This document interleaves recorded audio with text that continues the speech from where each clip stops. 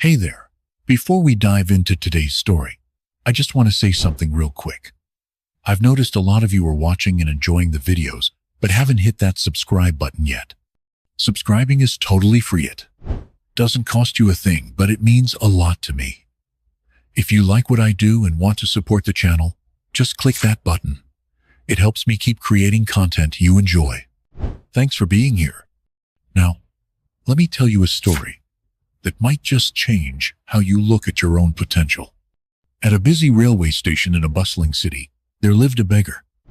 Every day, he sat by the tracks, asking passing train passengers for spare change. It was how he survived on coin at a time. One day, as the trains came and went, he spotted a tall, well-dressed man stepping off one of the coaches. The man's suit was sharp, his shoes polished, and his confidence unshakable. The beggar thought, "This man looks rich. If anyone will give me something generous, it's him." So he approached the man and begged.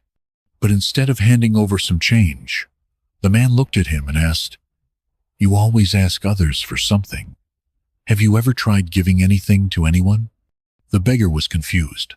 "Sir, I'm just a poor beggar. I don't have anything to give." The man replied, "Then you have no right to ask. I'm a businessman. I believe in give and take. If you want something from me, you have to offer something in return." And with that, he boarded the train and disappeared down the tracks. The beggar sat back down, stunned. The words echoed in his mind. If you can't give, you can't ask. He spent the next 2 days thinking about it. What could I possibly give? I have nothing. No home, no food, no possessions. On the third day, as he sat in his usual spot, something caught his eye. A few wildflowers were blooming by the fence. They were small, but colorful and fresh. Suddenly, an idea bloomed in his mind. What if I offer flowers to those who give me alms? It wasn't much, but it was something. And more importantly, it came from him. He picked a few flowers and tried his new idea. That day, as people gave him coins, he handed them a small flower in return. The reaction surprised him. People smiled, accepted the flowers, and some even seemed touched by the gesture. A few said thank you. One person called him thoughtful. From that day on, he made it his routine. Every morning, he would gather flowers and give them away to anyone who gave him money. Over time, more people began to give. He noticed that when he had flowers to offer, more people reached into their pockets. But on days he ran out, the donations slowed again. One afternoon, while working the train platforms, he saw the same tall man again, the one who had challenged his thinking. He hurried over and said, "Sir, today I have something to give you. If you would give me something in return, I'd like to offer you these flowers." The man smiled, gave him some money, and accepted the flowers. "Wonderful," he said. "You've become a businessman like me."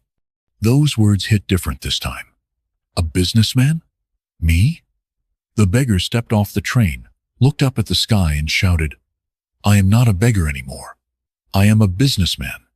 People around him stared. Some laughed. Others thought he had gone mad. But he didn't care. In his heart, he believed it. 6 months later, at that very same station, 2 sharply dressed men were waiting for a train. One of them turned to the other and asked, "Do you recognize me?" The second man looked puzzled. "No, I don't think we've met." With a smile, the first man said, "We've met twice.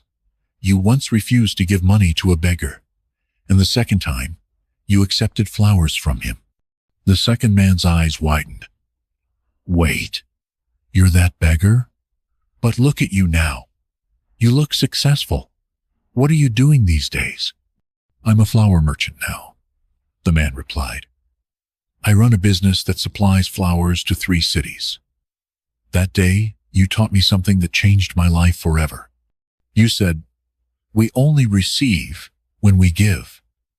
At first, I didn't understand. But when I started giving flowers in return for money, everything changed. I realized something important. People weren't just giving me charity. They were buying value. I wasn't a beggar. I was already a businessman. I just didn't see it yet. The second man nodded with admiration. The train arrived, and the two men boarded together, both smiling, both changed. This story is more than just a heartwarming transformation. It's a powerful lesson in mindset and self-perception. So many of us go through life thinking we have nothing to offer, that we're stuck, that we're small. But what if the only thing stopping us is how we see ourselves? The moment the beggar started giving, he stopped being a victim of his situation. He stepped into his own potential. And that shift from begging to exchanging was the turning point. The rule of give and take isn't just for business people.